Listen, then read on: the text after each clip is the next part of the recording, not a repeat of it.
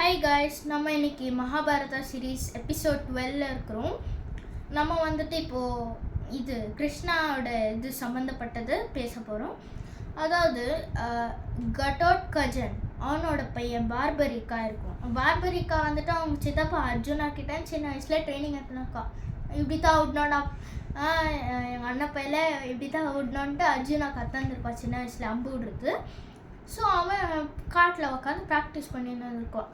அப்போது ஒரு நாள் திடீர்னுட்டு ஒரு அம்பு போவோம் தூரம், ஆன்னு யாரோ கத்துவாங்க. அப்போ தான் கிருஷ்ணா காலிலே அது குத்திருக்கும். ஸோ சாரி அப்படின்னு கேட்டுருவான். பார்பரிக்கா காலிலெல்லாம் விழுந்துடுவான். அப்புறமா கிருஷ்ணா சொல்லுவான், நீ எந்த தப்பும் பண்ணலையே, அது பை மிஸ்டேக்கா நீ குறி பார்த்து விட்ட, பட் அது எங்கேயோ காற்று டைரெக்ஷனால இப்படி வந்துச்சு தானே அப்படின்னு சொல்லிட்டு அது காயம் போயிடும். ஆக்சுவலி இன்னும் ஒரு 2-3 வீக்ஸ் ஆகிட்ட பிறகு கிருஷ்ணா வந்துட்டு ஃப்ளூட் வாசிச்சுட்டு கொஞ்ச நேரம் ரெஸ்ட் எடுத்து தூங்கிட்டு இருக்குவான். அப்போ ஒரு ஹண்டர் வருவான். அவன் வந்துட்டு டீரை சாவடிச்சு பிளான் பண்ணியிருப்பான்.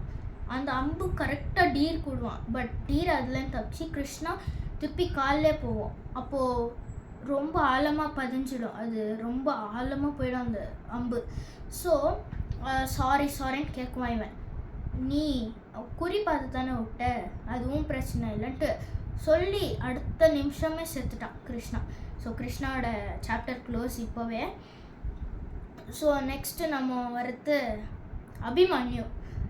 சுபாதரா அர்ஜுனா அவங்க ஒய்ஃப் சுபாதரா வயிற்றில் இருக்கும்போது அபிமன்யு எப்படி சக்கரவியூஹா உள்ள போகிறது அப்படின்னு கற்று தந்திருக்கான் நம்ம இவன் அர்ஜுனா.